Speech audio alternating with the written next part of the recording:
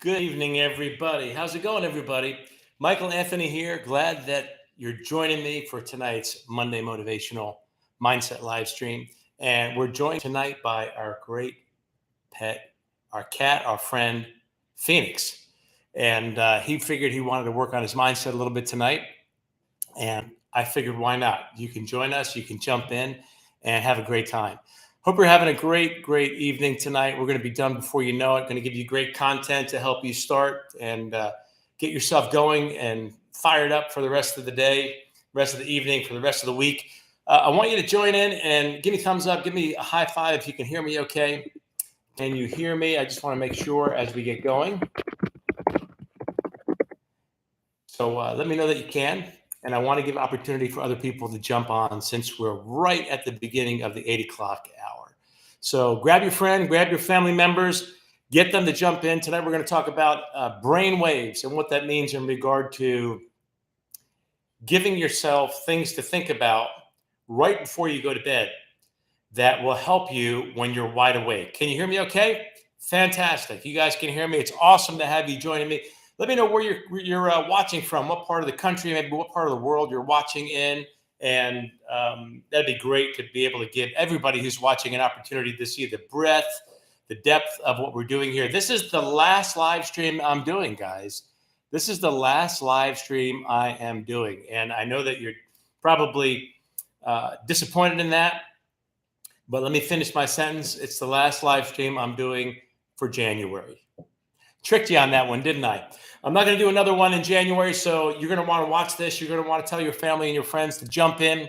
My name is Mike Anthony, mindset, motivation, and that's what we're going to be talking about tonight. We'll tell you a little bit about my journey and why I spend so much time focusing on the mind, because your mind is the epicenter of the battlefield for your life. Everything you do in life, everything you've ever done, everything you're going to do originates with a seed, which is a thought in your mind. And it's one of those things, your mind is one of these things that it's super important to everything about you, but we don't know how to use our minds. And this is the time of the year where people are exercising, you're working out, you've made New Year's resolutions. Most New Year's resolutions have been broken by now.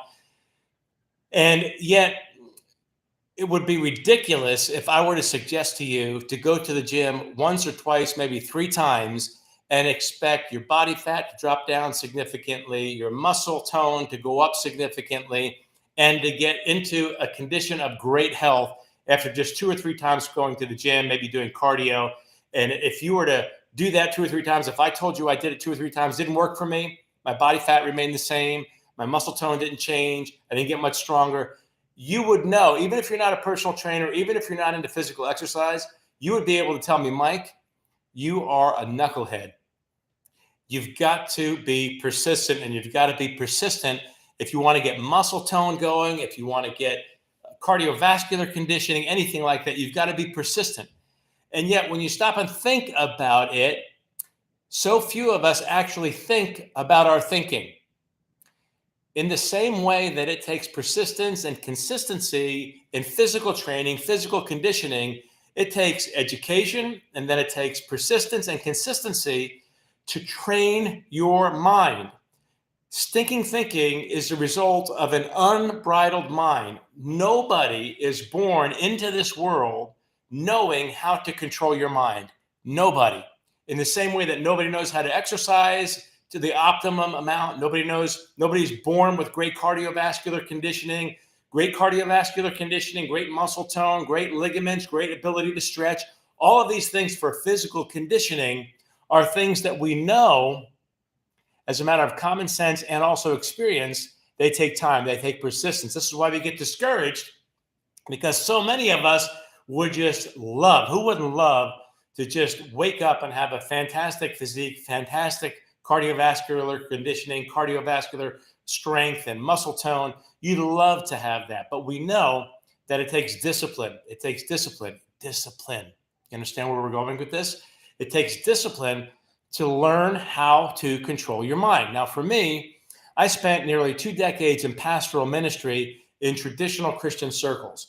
And one of the reasons why I wanted to expand beyond the realm of the 4 walls of a church is because Traditional approaches to biblical teaching undervalue the significance of the mind. Now, maybe you're not a person of faith, maybe you are. Follow me with this just for a moment, because I think you'll understand what I'm saying. We talk about taking captive every thought, but very few of us know specifically how to do that. We talk about being transformed by the renewal or the renewing of our minds, but we know very little about how to renew our minds. And here's the thing. It is not just the architect's responsibility to transform us and to renew our minds. It's also our responsibility to build into ourselves, because Romans chapter 12, verses 1 and 2, they're not a suggestion, they're a command. They're a command. So if God, the architect, is commanding us to do something, it means that it is within our power, within our capability, within our responsibility to do it, if that makes sense. And what I want to encourage you in is the importance, the need, the necessity of learning discipline in regard to how to use your mind. The mind is one of these things that we all have one. We all have the opportunity to use it, but the ability to develop your mind and to control your thoughts and to direct your thoughts where you want them to go is often the difference between massive success, massive forward momentum in your life, and getting left behind in regard to what you could experience, the person that you could be. So I really want us to focus on the importance of your mind and your mindset, and understand that these are the things, your mind, where your mind goes, where your mind doesn't go, has everything to do with your forward momentum and your motivation in life. You will be motivated in life in proportion to your mind.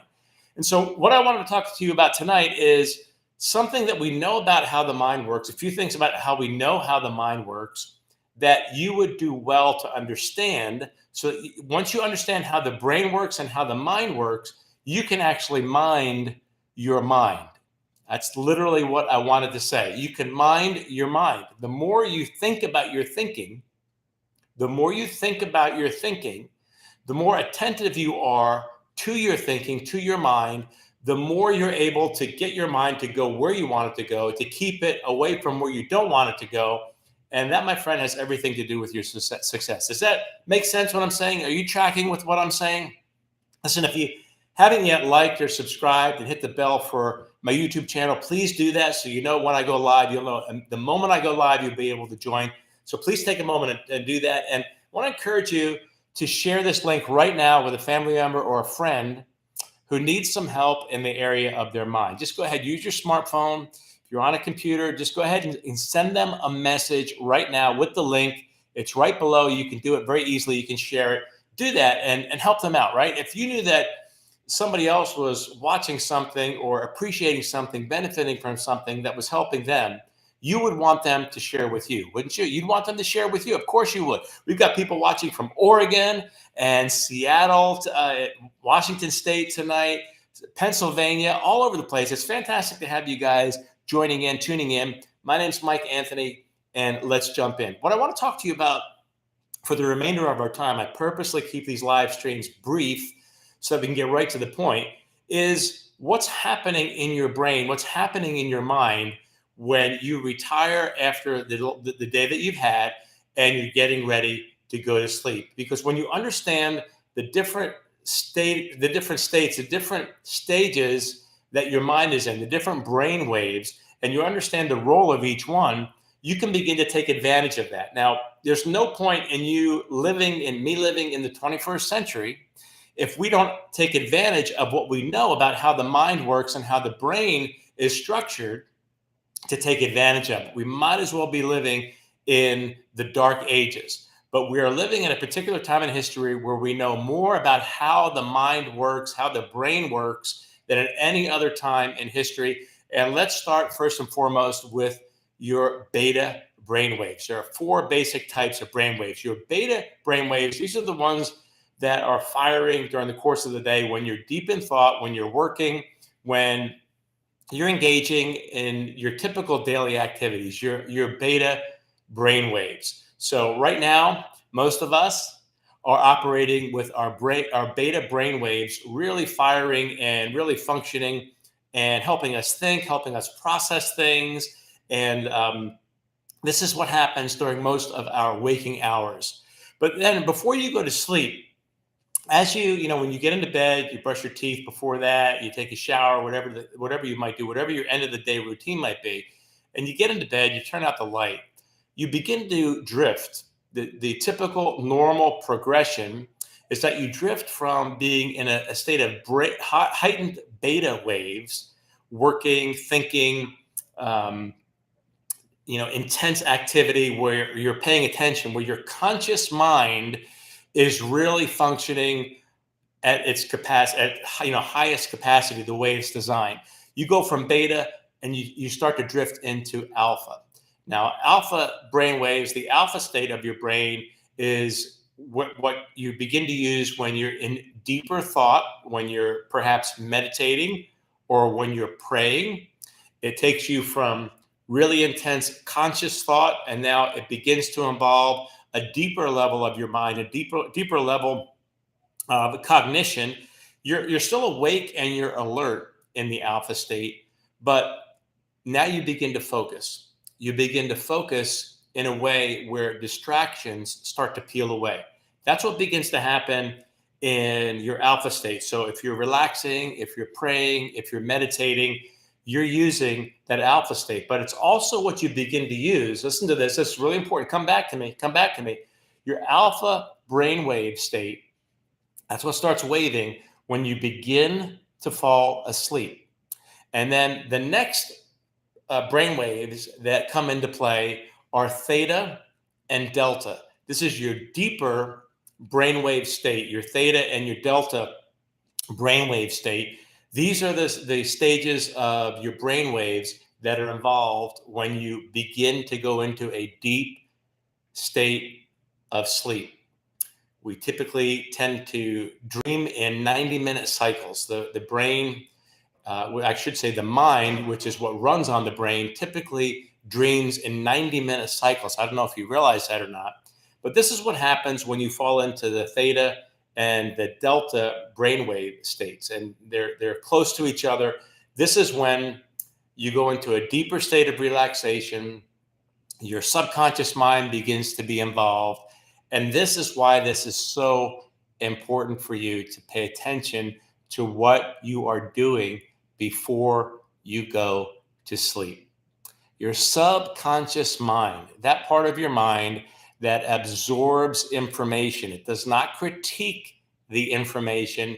It simply absorbs the information and then stores it and then plays it at a seemingly other time at its own discretion. That's what happens with your subconscious mind. It's a really interesting thing when you stop and think about it, literally. Janet and I were talking about this yesterday. We were driving, we had a long trip from Pennsylvania. We have one of our best friends, one of Janet's best friends, passed away. And we were up for the funeral, for the memorial service. And please pray for the family if you remember to do that. That'd be fantastic. When we were coming back, we were talking about how amazing it is. After we came back, actually, we're talking about how amazing it is that we have minds that are actually able to tell what we are thinking about. We're actually able to think about what we're thinking. Isn't that amazing when you stop and realize it? We're able to be conscious, cognizant, aware of what we're thinking. And what I want to help you understand is that one of the most mission critical times in your life happens every day as you slip from beta, conscious awareness, your working day, get into bed and slip into the alpha state, and then slip into your theta and your delta, which is, your delta is the lowest frequency or the lower frequency. And this happens when you're sleeping and when you're relaxing really deeply and when you're in deep meditation. When you enter into a delta state, you're deeply asleep, and your delta brain waves really begin to get active. This is what's necessary. That delta state of your brain waves, the delta brain waves, these are what are needed in order for you to get deep relaxation. So if you're waking up in the morning and you don't feel like you're really rested, you're really rejuvenated, it could be an indication, if this happens again and again and again, or even if it happens at one night, it could be an indication that you did not get deep sleep. You did not get into a lengthy chunk of time in the delta brainwave sleeping state. Does that make sense what I'm saying? So you go into that deep state, and that's where you're not only sleeping, but also with that theta brainwave level. What begins to happen is your subconscious mind is, I would say, for lack of a better word, unleashed. And that is one of the most receptive times when you go from alpha and then into theta and delta. That's one of the most receptive times for your mind to receive whatever it is that would be healthy and good for you to think about. For example, for me, when I was in college, I did not realize this when I was in college. I didn't realize it. I realized it in hindsight when I look back at it. I was like, wow, how's that happen? I had a lot of people through the course of my time in pastoral ministry, because whenever I would preach or teach, I wouldn't use notes. I would do it from here and I would do it from here. And I still do. But I'm talking about when I was officially serving as a pastor. And those of you who saw me serving when I was a pastor, you can testify to this. You can give a thumbs up, and you can say, hey, I was there. I know that what Mike is saying is true. The reason why I could do that is because I knew where the scriptures were. I knew what the scriptures say, because I got into the habit when I was in college, of reading the Bible right before I went to bed.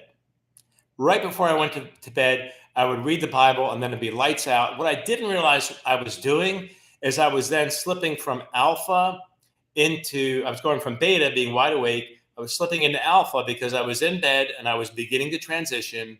And then I would begin to have, then I would slip into theta and delta, deep sleep. Now, because the last thing that I was reading was the scriptures, even though I turned the lights out, even though I wasn't looking at the Bible anymore, my subconscious mind, where I planted those seeds, began to germinate. Those scriptures began to germinate and began to go deep into my subconscious mind and get literally impregnated into my mind. And I found the most amazing thing when I would wake up in the morning, whatever scripture passage I went to bed with is the one that would often be either immediately on my mind, or then when it would come to my mind, I could see the page of scripture in my mind's eye. I could literally see line after line in the layout of the page. And oftentimes what would happen is if I'd go to another Bible and I try to find that passage, I couldn't. But if I have my own Bible, I could turn right to it because I knew what the layout looked like. I'm just being honest with you. I don't want you to think I'm some kind of super person. I'm just helping you understand that the photographic tendency of the mind. And so the same thing is true with you, whether it's getting scripture in your mind, to meditate on scripture. One of the key things that you can do is read it right before you go to bed. When you're in bed, your subconscious mind will work on it. The same thing with anything that you want in your mind, in your subconscious mind, because what happens in your conscious mind makes its way into your subconscious mind, and that's what's running in the background all day long. It is your subconscious mind. 95% of your thoughts in the course of a day, today, tomorrow, are at a subconscious level. What determines a large chunk of what's playing in your subconscious mind? Take a wild guess. What determines a large chunk of what is playing in your subconscious mind? You want to take a stab at it? Type it out there in the comments before I tell you what it is. The large determinant of what ends up in your subconscious mind coming up and being replayed at a later time, seeming like the second mind, it just plays at will. You're driving down the road, something comes into your mind, you're like, boy, I didn't hit play on that, but all of a sudden you're seeing it again, you're hearing it again, you're feeling it again, because your thoughts create emotions. Your subconscious thoughts, the majority of them come from what you consciously experienced. what you consciously experience, and then also what you subconsciously experience, meaning things that you see when you're driving down the road that you don't necessarily pay attention to. Your subconscious mind is soaking that up. It's sucking it up. It's taking that in. The purpose of the subconscious mind when you're awake is simply to take in information, not to critique it, but just to take it in. Your conscious mind is the one that critiques. Well, that's true. It's not true. That's right. It's not right. It's wrong. That's a lie. That's inappropriate. It is appropriate. That's what your conscious mind is doing. But the more you are intentional about what you're doing with your conscious mind, the more your subconscious mind is going to serve you. So you got to be careful that you're not sabotaging yourself by the things that you watch, the things that you hear, the things that you listen to, the books that you read, the people that you spend time with, because there can be things that are said, there can be things that are done, and when they're said and when they're done, they have an impact on you, and they're going to come back. Some things you can't unsee, some things you can't unhear. In fact, there's a lot more that you can't unsee and can't unhear than we might realize. Your time when you're going to sleep is one of the most mission critical, mission being to be a success in life. One of the most mission critical times in your life is when you're going from beta brainwaves, when you're cognizant, you're working, you're awake, to getting into bed and you start to slip into alpha, a more relaxed state where your mind begins to slow down, your mind begins to decompress, and then you go into theta and delta being that really deep sleep. And that's your dream state, theta and delta. And oftentimes, somebody wakes you up when you're just beginning to fall asleep, when you're in that alpha stage, somebody wakes you up, you would probably say, no, I wasn't sleeping, even though your eyes might be closed and you might just be drifting off like Phoenix has already done. I think he's in theta, or probably delta. I don't know if cats have theta and delta. I haven't done much research into theta and delta in cats. But oftentimes, if you're awakened when you're in that alpha state, even though you were beginning to fall asleep, you'll say, no, I wasn't asleep yet. You are most impressionable when you start to slip from alpha into theta and delta. You're most impressionable, your subconscious mind. And so you are wasting an opportunity to literally reprogram your mind if you don't take advantage of that time when you're going to sleep in the very beginning, and that time just before you turn out the lights. So whether it's positive affirmations, which by the way are far better than negative affirmations. People say, well, I don't believe in any of that positive affirmation junk. Well, the truth is that all of us are doing affirmations. You're doing affirmations all day long. I'm doing affirmations all day long. It's not whether or not we are doing affirmations, my friend. It's simply a matter of what the affirmations that you are doing. That is what the difference is. We are all doing affirmations. What matters is that your affirmations are based on truth, and that your affirmations are positive, and that they serve you instead of sabotage you. Does that make sense? Give me a thumbs up or some love if what I'm saying makes sense. It is really important to begin to use your end of the day time when you begin to retire and you start to go to sleep. It's really important for you to start to see that as some of the most mission critical. You guys, I can't emphasize this enough. You need to share this with family members, friends, in addition to hitting like and subscribe, hitting the bell, all that jazz. You need to share this live stream with your family and friends, because you are squandering some of the prime time of your life if you're not using that time right before you go to sleep in the ways that I'm talking about. If you knew that there was fertile ground where you could plant any seed in that ground, watermelon, maybe you like corn on the cob, maybe you like broccoli, maybe you like potatoes. Think of the vegetable that you love the most. Maybe you can type it in the chat. Think of the vegetable that you love the most. If you knew that there was fertile ground, and whatever seed you planted into that ground, you were pretty much guaranteed to get an abundant crop, would you not plant that seed to get the crop that you want? Of course you would. Here's the question. So why aren't you doing that with your mind? One of the worst things that you can do is be on an electronic device right before you go to bed. One of the best things that you can do right before you go to bed is get out your journal, do some journaling, get out some positive affirmations, get out what I believe is the Architect of Architects guidebook, the scriptures, the Bible. Get that out and read that right before you go to bed. Last thing that you do. Last thing that you do. Shut out all other thoughts. Read these things right before you go to bed. Maybe you're not into any of that stuff. I won't hold that against you. Just don't hold my beliefs against me, okay? It's a good book that you're reading. Something that's going to build into your life. One of the best things that you can do is to do that when you're in the alpha state, getting ready to just slip into theta and delta when you turn out the light, and that's the end of your day. Because your mind is fertile ground to receive whatever your subconscious mind is going to receive whatever you plant into it. It is your conscious mind.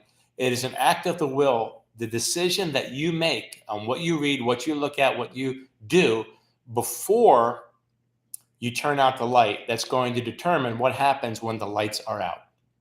So I'm encouraging you to use what we know now through brain study after brain study after brain study about the alpha, the theta, and the delta waves of your mind and how it works. Use it to your advantage. It's one of the things that I got into looking at and studying as a pastor, because I believe that the purpose of life is to fully develop yourself, mind, body, spirit, soul. Fully develop yourself to the greatest possible degree, because I believe that the truest act of worship is to develop yourself in totality to the fullest degree possible, where you can give back to God all that you are. And I want to encourage you with all that's in me, I want to encourage you to use the end of the day, what's happening at the end of the day before you turn out your lights, before those lights go out, in this strategic way, to read something that's going to be beneficial to you, that you want in your subconscious mind. We are all doing affirmations. It's just a matter of whether or not those affirmations are true and whether or not they're moving you forward, whether or not they're positive or whether or not they're negative. It's not positive affirmation garbage, everybody. Positive affirmations will move you forward much more quickly, much more deeply. They'll take you further in life than a negative affirmation will every single time. However, I want to encourage you. You got to persist. You've got to insist, because it takes discipline to do this. Just like as we were talking in the beginning, it takes discipline to do physical exercise. You've got to persist. You've got to insist. You've got to have a consistency, a discipline in that physical exercise. You've got to have a discipline in your mind. And guess what? If you're around for the next 7 days, you've got 7 opportunities to plant great seed into the fertile ground of your subconscious mind. Consciously do that. And the next day and the day after, the more you do that, the more you plant great seed into your mind, the more you're going to get a great crop as a result. Your thoughts are seeds. Those seeds will produce a crop. You get to determine what seeds you plant in the garden of your mind. Pull up the weeds, plant the good seeds, and your life, I'm talking about you, your life will be absolutely unbelievable and remarkable. Listen, I love you guys. It's been great to be with you. I want to deliver what I promised. I told you it would be a short live stream. I'm going to go back and look at all of the comments. Share this live stream with your family and your friends. Make sure you like, you subscribe, and you hit the bell. When I send you a text, when I send you an email, you should be on my subscriber list. If you're not yet, text the word courage to me at 864-572-7220. I think it's right there in the description for this video. Text me the word courage. You'll be on my text list. I won't spam you. I got better things to do than waste your time. You got better things to do than have your time wasted. I respect you too much for that, right? I respect you too much for that. Time is short. Might be shorter than we realize. Now's a great time to plant great seed into that garden of your mind. Pull up the weeds, the stinking thinking, the bad thoughts. Do what I'm telling you to do. You'll thank me. This has everything to do with being a living sacrifice. It has everything to do with taking your thoughts captive. Anybody who tells you, well, that's just psychological nonsense, is struggling more than they need to in the area of their mind. I don't care if they have a couple alphabets before their name or after their name. I don't care what size church they're in, they may be in. I don't care what books they might have written. If somebody says that's all psychological nonsense, then they don't understand that the Bible actually says quite a bit about the theater of your mind. Take captive every thought before it takes you hostage. All it takes is one negative thought, repeated again and again, to ruin your day. And one negative thought repeated again and again, day after day, creates a bad week, creates a bad month, creates a bad year after year. And that, my friend, is exactly how you go down the wrong path in life. I hope this has been helpful for you. Do what I'm telling you to do. It'll help you tremendously. Stay tuned. When I give a message here on YouTube, if you hit the like, the subscribe, and the bell, you'll be notified. Make sure that you subscribe, 864-572-7220. It's right below. You can look at this right up in the video, and you'll get my messages when I send them out. I have better things to do than spam you because I love you. In the meantime, this is Mike Anthony on behalf of my wife, Janet, our kids, and the whole Courage Matters team, reminding you to keep looking up. There is no place else worth looking, and keep moving forward. I'll see you soon.